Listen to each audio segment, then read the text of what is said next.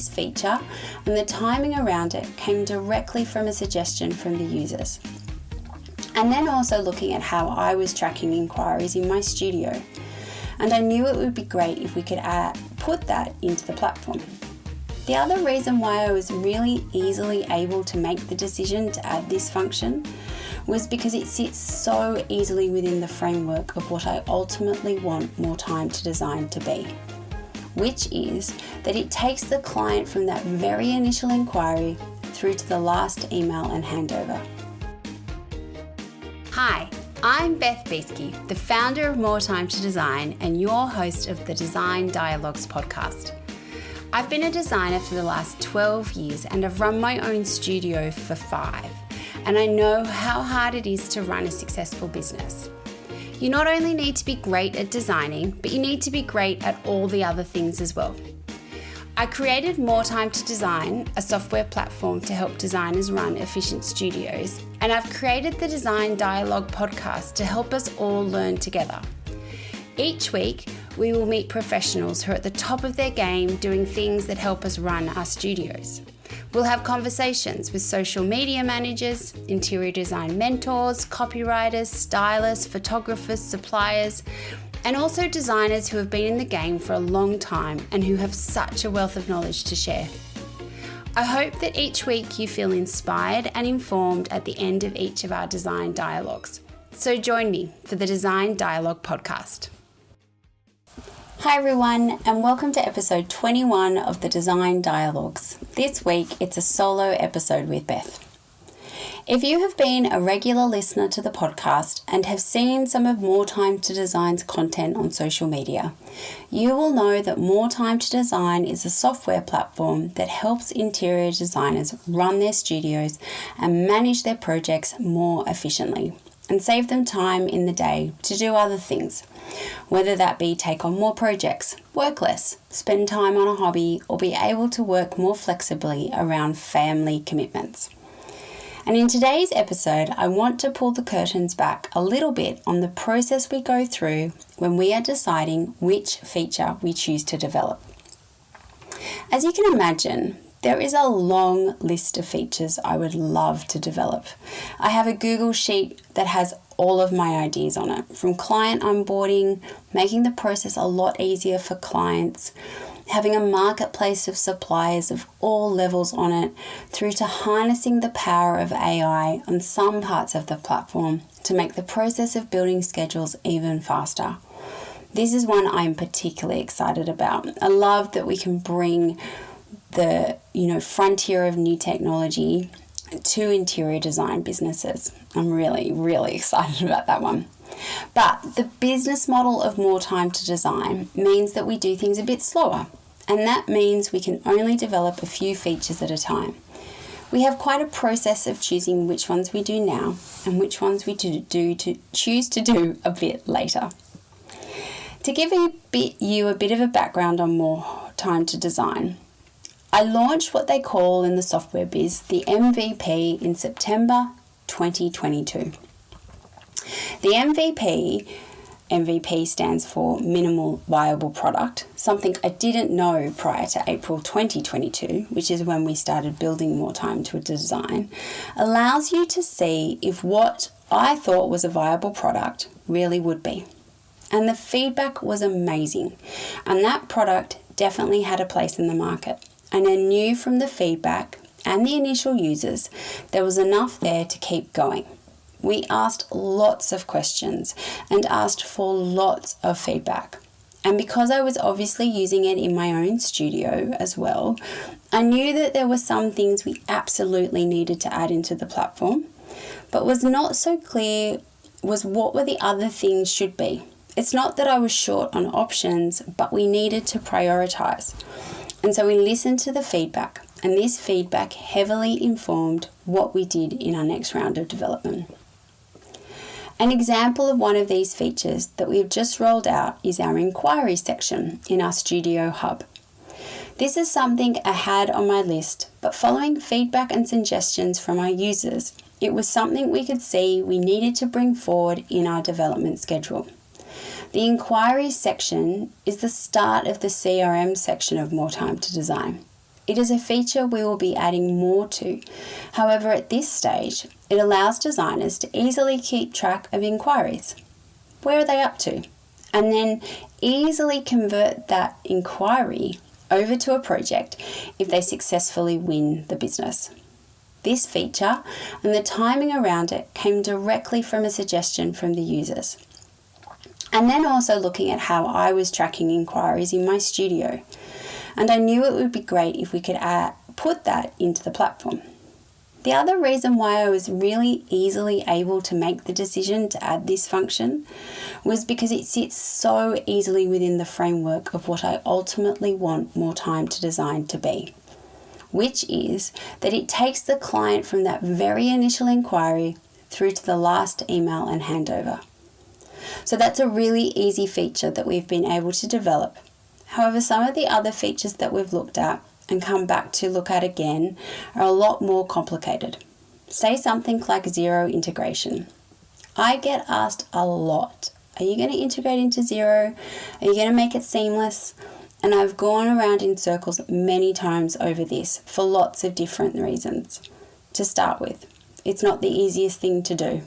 Now, I don't understand the development side of it, but I do understand enough to know that it's not a straightforward thing. And I've also seen from other platforms, whether they be other interior design platforms or completely different type of business platforms, it's really hard to get it right. It's hard to get the integration seamless. One thing I have learnt is that if an integration is clunky, you are better not having it at all. There's issues around taking payments. People want to be able to take payments through Xero, but that again is another external system that you need to rely on to bring into your platform. Just like with any interior design project, building More Time to Design has a budget. And so I look at what the return is to the users of More Time to Design and whether the Xero integration or something else will really improve their experience of the platform and ultimately their business. One of the things that I was finding was not everyone was using Xero. So we have lots of users signing up and they have different accounting platforms.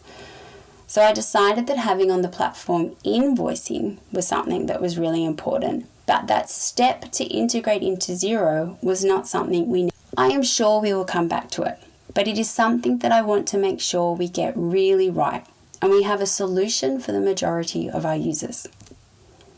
I am constantly assessing what are the best features to develop and where should we spend the budget on doing that.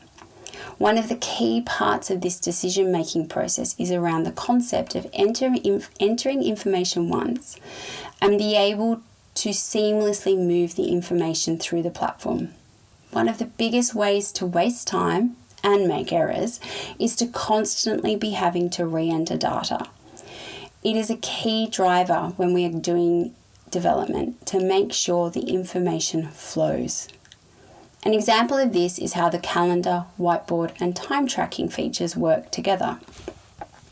You can enter a piece of information into your calendar, say for example a client meeting, and then that piece of information you can easily move to a whiteboard ticket. And then on the whiteboard ticket, you can add additional information and also allocate tasks to team members. So it might be that for that client meeting, you need to make sure you collate finishes samples and further information. And that can all be added to whiteboard tickets easily.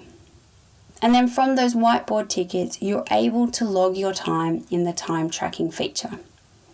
As you can see, that's one piece of information that you've entered once, and you've been able to move through the system, creating a meeting event. You've then created a to-do list item, allocate it to a team member, and you've been able to log your time, all just in a few clicks. People ask me, why did I start More Time to Design? It seems like such a massive mountain to climb, a software company. And believe me, I often say to my husband, it feels like the hardest thing I've ever done. But I see in my own business the difference it makes. People often say too, I don't understand how you get through so much. And the reality is that it's partly because of More Time to Design. I'm able to keep information flowing. I'm able to stay on top of things easily wherever I am. I would love to hear what processes, systems, or functions you would love in a software platform. We are always open to feedback, not just from our users, but people who have done a trial and haven't decided to go ahead because it doesn't have everything they need, or people who are just looking at the platform and would want it to do more. I really would love to hear from everyone. I love having calls with our users to ask them, what would you like? How's it going? What is working for you? Does something not quite make sense? This feedback really helps us to build the best platform for all designers. So that's a little insight for you into More Time to Design and how we develop the features and functions of the platform. I hope you enjoyed hearing this little bit of insight into how it all works. Please send me a DM or email if you have any feedback on the platform or the podcast. I love feedback, the good, the bad, and the ugly. Have a great week, everyone, and I will see you for our next Design Dialogue. It is usually around this time of the year that we all start to think about what we are doing in our businesses and maybe some things we might like to do a little differently. I am sure a lot of you who are listening are currently trying to wrap up projects before the end of the year, and so thinking about a new software platform is at the bottom of the to-do list. However, if you can spare a few minutes, the team and I would love to show you how More Time to Design can transform your business and mean that 2024 is your best year in business, both from a project perspective, but most importantly, financially. For everyone who books in a demonstration before the end of 2023, we will extend the free trial period so that even if you are madly wrapping up projects, you will still have plenty of time to become familiar with More Time to Design and be ready to start 2024 with a bang. I will pop the link to book in a demonstration in the show notes. Thank you for listening to this Design Dialogue. I hope you have found it full of inspiration and helpful information to take into your design studio. If you like the podcast and want to hear more, consider sharing it or writing a review, as it helps us reach more people, and follow us wherever you get your podcasts. If you would like to unlock the power of effortless studio management and elevate your design business to new heights, please follow the links in our show notes to see how More Time to Design can help you build a better business. Have a great week, and I will see you for our next Design Dialogue.